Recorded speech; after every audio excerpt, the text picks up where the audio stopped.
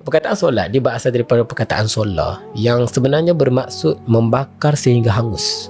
Membakar sehingga hangus. Untuk dapatkan kayu arang, bila orang Arab bila nak bakar kayu sampai jadi arang, dia bakar sampai hangus lah kayu tu. So proses itu disebut sebagai solar. Okay.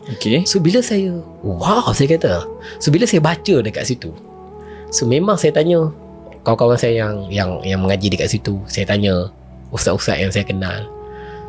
So solat memang adalah satu ibadah yang membuatkan kita terbakar sebenarnya.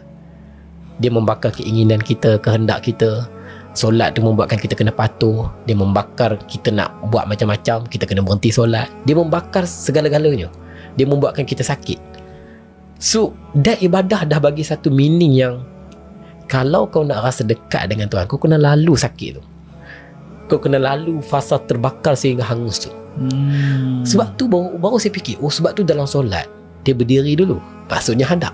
Sebab tu disebut sebagai qiyam, salah satu rukun. Lepas tu dia rokok. Okay. Faham. Faham. Lepas tu dia rokok. So maksudnya roka'ah bermaksud